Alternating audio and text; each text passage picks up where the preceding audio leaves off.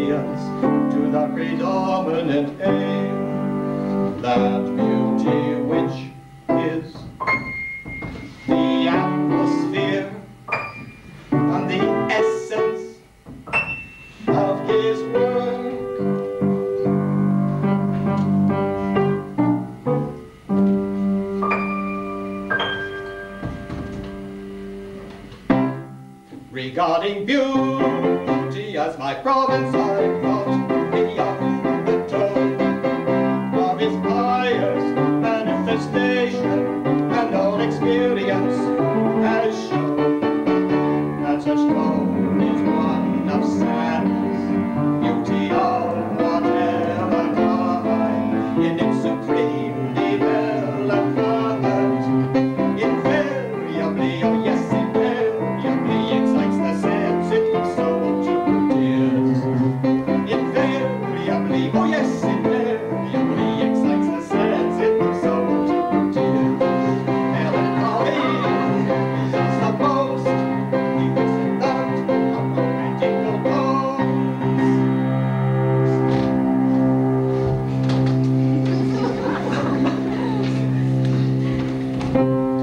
With a view to obtaining some artistic piquancy, which might serve me as a keynote, some pivot upon which the whole structure might turn.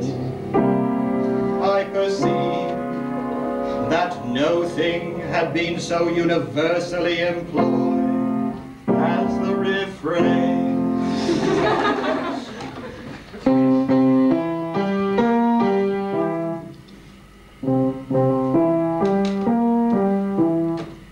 As commonly used, it depends for its impression upon the force of monotone.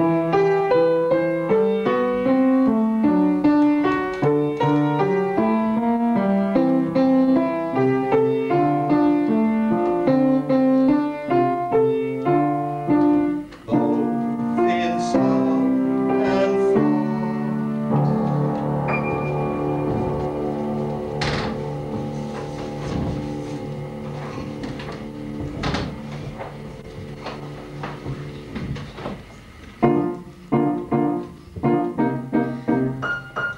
I next bethought me of the nature of my refrain, a refrain at the close of each stanza to house must be sonorous, and susceptible of protracted emphasis. Seeking brevity, I was led at once to a single word. Then it became necessary to select a word in the fullest possible keeping with the melancholy of the poem. In my search, it would have been impossible to overlook the word nevermore.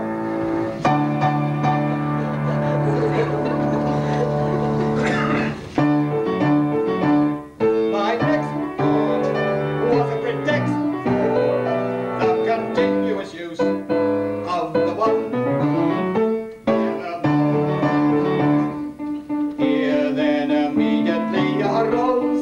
idea of a non-reasoning creature capable of speech. A raven, in the first instance, suggested itself, but was superseded forthwith by a parrot.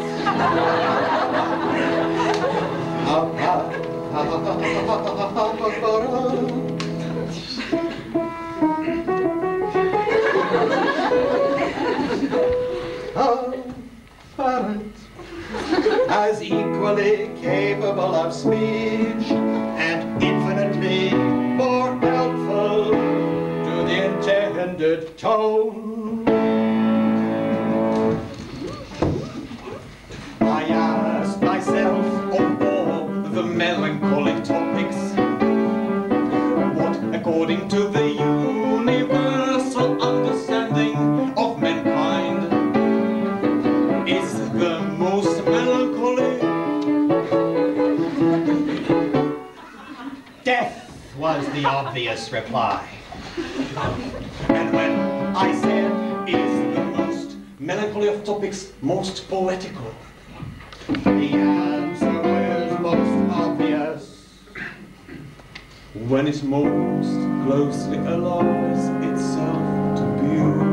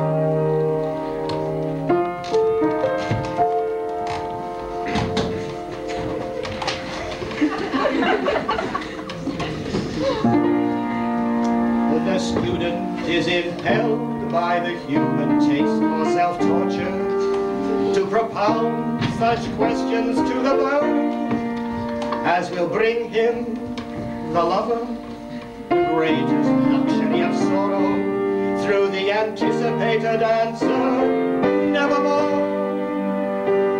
In reply to the queries, this word, nevermore, should involve the utmost conceivable amount of sorrow and despair.